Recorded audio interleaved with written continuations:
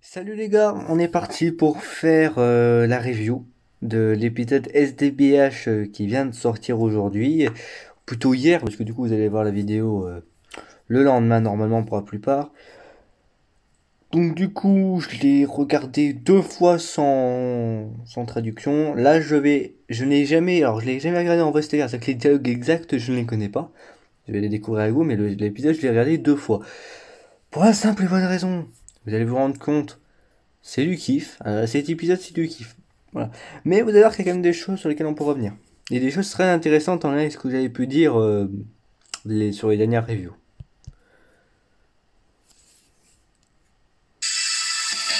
今回の戦士が現る新たなる冒険スタート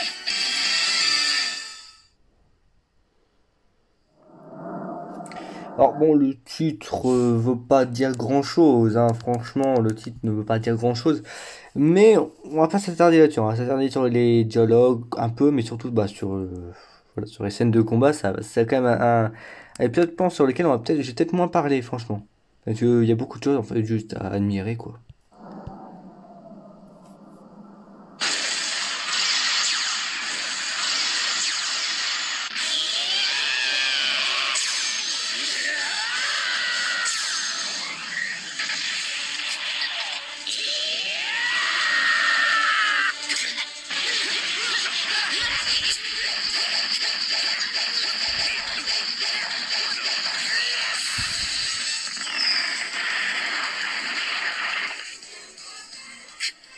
あいつらどうなってんだ暗黒ドラゴンボールの力だろ暗黒う。俺を引っ張り出した魔人が言っていた。 Donc, je vous rappelle, le démon qui l'a libéré, c'est Demigra, voilà, il lui en a parlé. 融合したことで凶暴化したんだ。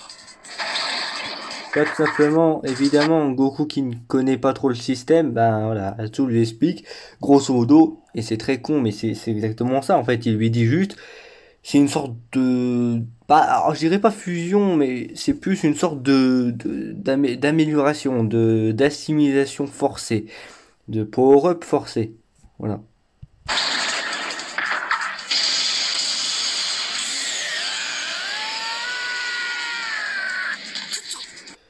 Alors, tout ça pour dire, parce que là, il y avait l'épisode, je sais à quoi m'attendre. Tout ça pour dire qu'on est quand même sur deux monstres de puissance déjà de base qui sont golden et qui sont, comme le dit Atsu, et c'est important de le dire, plus forts encore. Donc, on est quand même sur des gros gaillards quand même. On est quand même sur des gros mastodontes en termes de puissance, surtout à deux. Hein. Ça forme quand même un duo assez vénère. Mais vous allez voir qu'il y en a un, s'en fout un peu. Hein.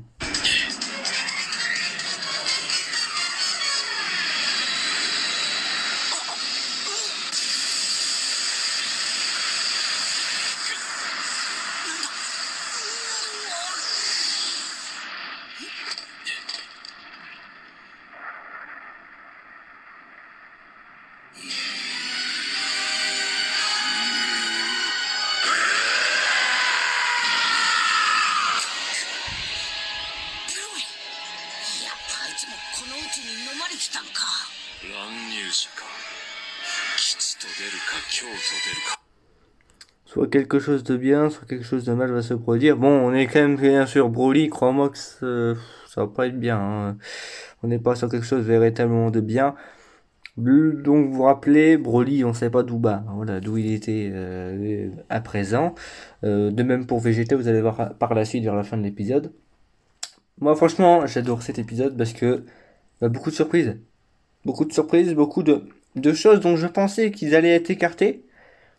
Ben en fait pas du tout. Là c'était vraiment... Alors après il faut tenir l'engagement, mais c'est un épisode qui a voulu rassembler beaucoup d'intrigues. Qui a voulu les ramener, les rassembler en un seul épisode. Maintenant, est-ce que l'engagement va être tenu par la suite encore? On verra. Alors, vous savez que moi je ne m'avance pas avec SDBH, on sait jamais avec eux. Hein. Mais vous allez voir qu'il y a beaucoup de choses qui sont terminées, dont un personnage, je pensais, moi personnellement je m'en fous toujours, mais je pensais vraiment qu'il allait servir à rien, qu'il servait juste de promotion pour les Giants. Là, vous allez voir qu'il va avoir quand même, enfin, en tout cas, dans l'épisode il a eu une certaine utilité quand même, hein, n'empêche. Et il a été quand même assez intéressant. Donc voilà.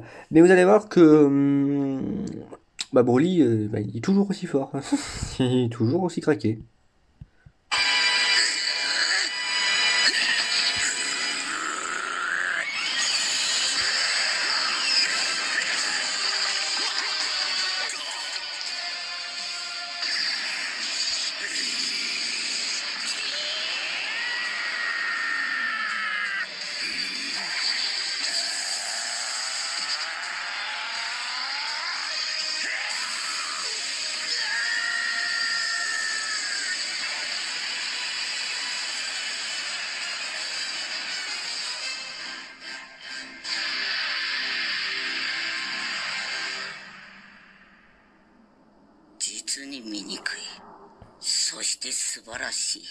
Alors vous vous rappelez lui là.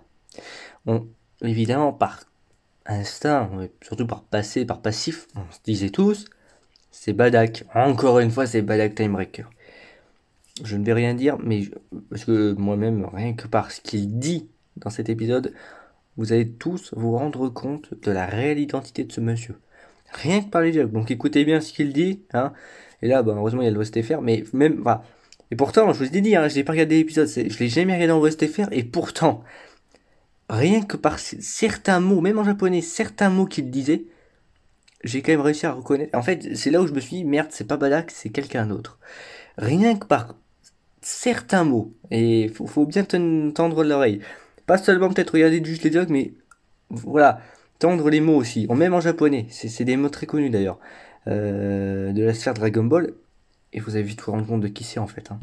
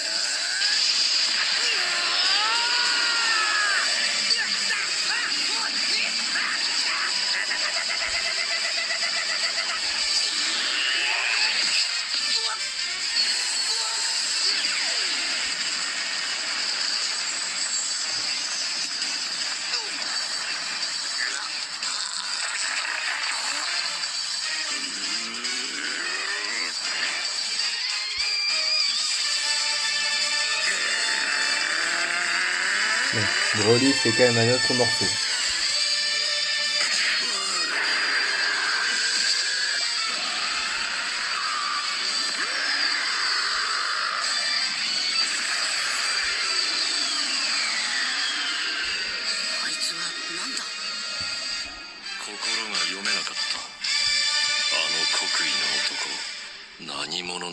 Alors seul qu'on se rappelle que Hatsu lit dans les pensées des gens, il a cette faculté, bah même là il a pas réussi.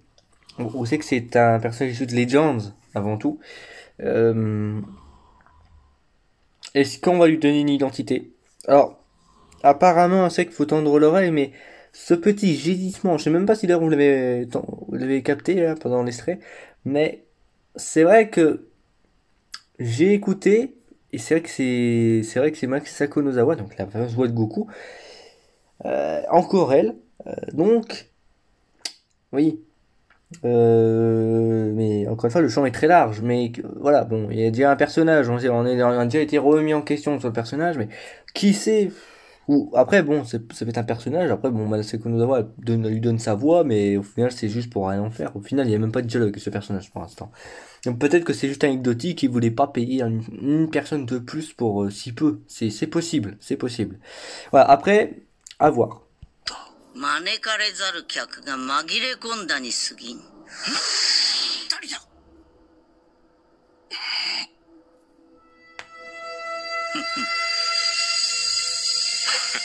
君もか。その仮面で心を閉ざしているのかな。この時空は争いに飢えている。お前たちがこれからも戦ってくれればいい。フィーの仲間か。どうかな。 Bon, toujours très mystérieux, vous doutez bien que ce personnage est toujours très mystérieux, et c'est toujours pas les fameuses paroles à prendre en compte, mais c'est toujours intéressant d'écouter ce qu'il dit réellement. Pour l'instant, dans ses paroles, il est très mystérieux. En tout cas, pour ses intentions, et ça va le rester. C'est pas genre à la fin, c'est bon, on va tout comprendre. À la fin, on va avoir une piste sur son identité, c'est tout. Pour l'instant, ses intentions, on n'en sait pas plus, il est très mystérieux. 何がなんだかわかんねえことばっかりだ。 Bon, je pense qu'on est tous comme Goku, là, pour le coup, on peut pas dire qu'il est con. しっかりしろ。あこれセンスじゃねえか。君と会う前、少しこの世界を回ってね。おめえ、センス知ってたんだな。以前、君の心を読んだ時に情報を得ている。どうだ、元気になったか？おう。ありがとな。コピーの宇宙でも効果はあるということか。ではこれも。おめえ、それ、ドラゴンボールじゃねえか。それ本物なんか？いや、だが、コピーとはいえ先祖のように、本物と同じ効果があると考えれば、7つ集める価値はあるんじゃないか？そっか。7つ集めて脱出を願えばいいんだ。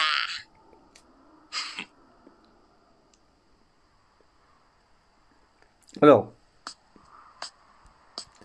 bon, on va s'en rendre compte, mais alors attention. Vous doutez bien, ça c'est arrivé dans tellement de cas d'œuvres, c'est tout le temps la même chose. C'est un ancien rival, un ancien ennemi qui revient, qui fait en fin de compte je suis devenu gentil. On a déjà eu ça, même dans Dragon Ball lui-même on a déjà eu ça. On a déjà eu ça dans plein d'œuvres. Je pense que toutes les œuvres que vous avez pu regarder, vous avez déjà vu ce genre de rapport. Moi, pour citer qu'un exemple, même si peut-être vous ne le connaissez pas, mais bon, moi, ça me fait penser à cet exemple dans la série Teen Wolf, d'un personnage appelé Théo, qui est clairement un antagoniste et un ennemi des protagonistes, des personnages principaux, des héros. Et à un moment donné, il fait le gentil, il fait vraiment le gentil, hein. Il fait le gentil. Et en fin de compte, il arrête pas de leur foutre des coups dans le dos, mais alors que à eux, à tout le monde, hein, lui c'est un vrai connard.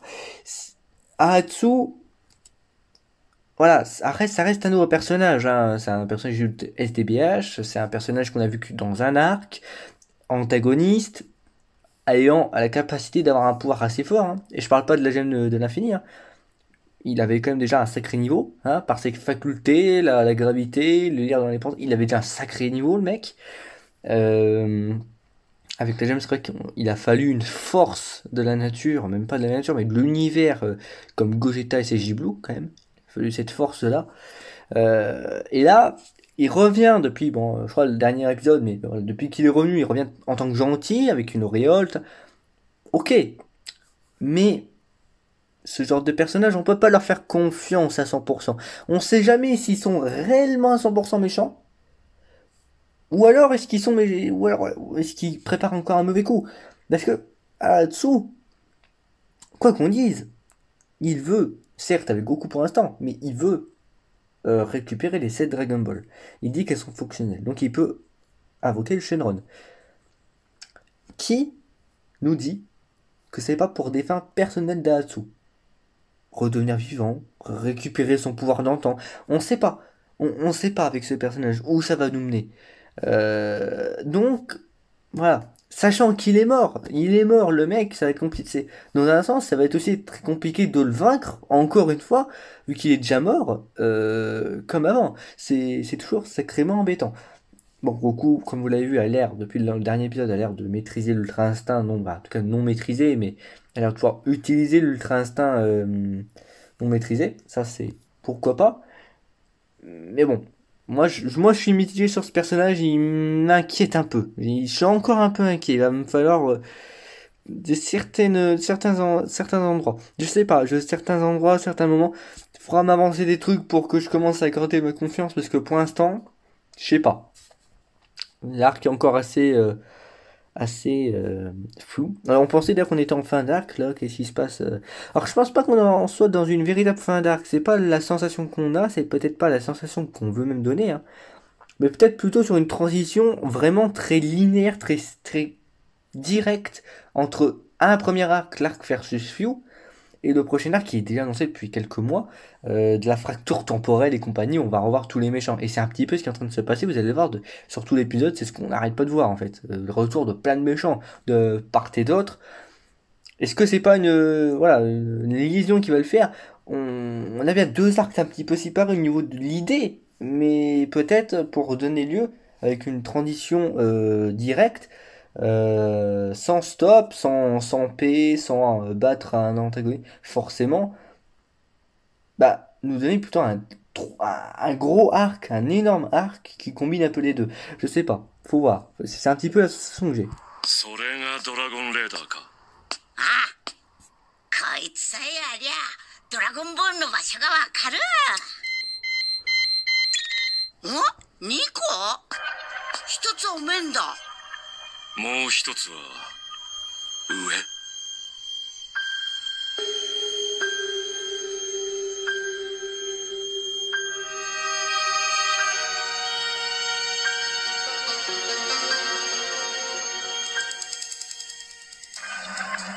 Bon, pour les plus fans, pour les plus aguerris, vous allez vite reconnaître l'endroit.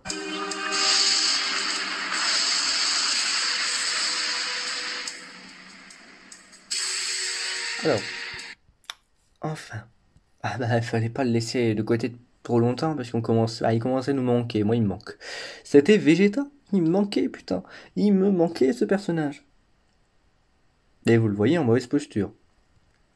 Alors encore, autant Goku, il est en face de Golden. Encore, il maîtrise l'Ultra Instinct non maîtrisé, c'est largement suffisant pour les démonter.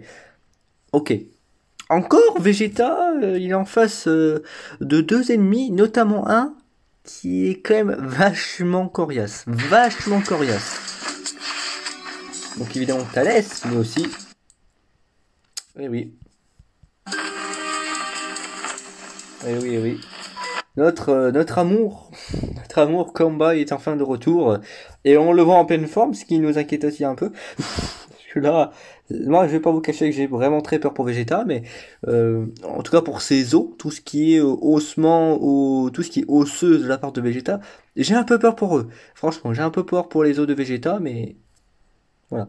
Alors d'ailleurs, ça va venir transiter avec ce qu'on sait du prochain épisode. Les petits prémices qu'on a déjà, c'est que bah, justement pour faire face à ce Kamba, surtout à ce Kamba, parce qu'encore Thalès on s'en branle, mais déjà pour faire surtout face à ce Kamba, Vegeta va apparemment obtenir un nouveau power-up, peut-être une nouvelle forme. Bah écoutez, tel qu'on connaît le niveau de puissance de Kamba, et dans le manga, alors qu'il est déjà sorti, on a quand même un Kamba SSJ3 full power, donc le même type de Kamba qui se battent contre des Jiren, hein, sacrément vénère. Alors, sachant qu'il est censé même encore être encore plus fort, hein, sachant qu'il s'est fait démonter par Golden Metal Cooler à l'époque, hein, c'était... Et quand je me dis, ça remonte à 2 ans. Ça fait 2 ans réellement qu'on n'a pas vu Kamba, qu'on ne l'a pas revu. Ça fait 2 ans bientôt. Bientôt, hein, ça fait pas totalement 2 ans, mais ça va bientôt faire 2 ans. Ça allait faire 2 ans. Si on comptait juin-juillet, ça faisait 2 ans qu'on ne l'avait pas revu. Chapeau l'artiste, parce que enfin le personnage est de retour, il est plus fort sûrement. Donc Vegeta, enfin, si c'est une nouvelle forme, vous allez penser comme moi, mais moi j'opterais très simplement et très banalement pour l'Ultra Instinct, pour les prémices de l'Ultra Instinct. C'est con, mais j'opterais pour ça parce que à ce stade-là, alors certains me diront peut-être du SSJ Shinka. Peut-être du Super Saiyan Blue et CJ2, mais franchement, et même ces trucs-là, est-ce que vous pensez que ça fera l'affaire face à Kamba? On est dans SDBH, donc voilà. Après, moi je vous aurais dit c'est pas SDBH, je vous aurais dit que non. Même ça aurait pas été suffisant. Largement pas d'ailleurs. Mais, bon. En tout cas, le Kamba, il nous fait un peu peur. Hein. On sait que le Kamba est quand même sacrément puissant. Alors, je vous dirais juste de vous arrêter juste déjà aussi sur cette pose de ce personnage-là. arrêtez-vous sur cette pose. Regardez bien cette pose. Est-ce qu'elle vous fait pas penser à certains personnages? 人間 Bon, là, il n'y a plus de... Il y a plus de débat, quoi. Il y a Ningen. Enfin, est-ce que vous avez remarqué un petit peu de quel personnage il s'agit? Je vous laisse 5 secondes pour y trouver. Allez, c'est un Saiyan. Enfin, un Saiyan en quelque sorte. C'est un personnage, c'est un antagoniste très aimé de la fanbase d'Okan, d'Okan Dragon Ball. Vraiment très aimé. 5 secondes. 4, 3, 2, 1. Alors, c'est pas sûr, hein, c'est pas véridique, mais tout semblerait aller directement en direction vers Black Goku. Et vers Black. Vous allez me dire comment? Bah, je vais dire, bah, je sais pas, moi, je suis pas chez Ato Animation, mais il semblerait que ce soit Balak. Balak. Non, bah, du coup, non. Il semblerait pas que ce soit Balak. Il semblerait que ce soit Black Goku. Le fameux Black Goku, bon, un peu chelou quand même, mais par les paroles, par sa gesture, même en fin de compte, même sa gesture en fin de compte, me fait beaucoup penser à Black. Tout correspond à Black, en fait. Même les poses, la gesture, même l'œil qui ressort de son masque est violet. Enfin, violet rosé. La fameuse couleur de Black Goku rosé. Tout semble indiquer Black Goku quand même, hein. Mais bon, voilà, à voir. Alors, en tout cas, si c'est Black, là par contre, c'est vraiment surprenant du coup, hein. Là où si c'est Black, ça sera plus trop surprenant parce que bon, voilà. Mais voilà, écoutez, je pense qu'on peut se laisser là-dessus parce que c'est la fin de l'épisode. Voilà. Voilà, ça s'arrête là-dessus. 20 minutes, j'espère que ça vous aura plu. Voilà, bon, c'était un épisode très bon, on a eu de tout, hein. On a eu du Broly, on a du Black, en quelque sorte, de beaucoup de révélations. Le perso de Legend, il bougeait un peu, il a fait quand même une belle prestation aussi, digne de Broly, très sympa. Voilà, on a eu pas mal de trucs, la fameuse liaison avec la... On sait pas trop, il y a beaucoup de mystères, mais en même temps ça nous plaît. Voilà. Il y a aussi beaucoup de choses, comme je vous ai dit, qui ont été ramenées, beaucoup de personnages, beaucoup d'intrigues. Et après, est-ce que ça va être tenu? Est-ce que ça va être encore et encore intéressé, manipulé, travaillé? On va voir, mais bon. Ouais. Je vous laisse là-dessus et puis à plus pour de prochaines vidéos.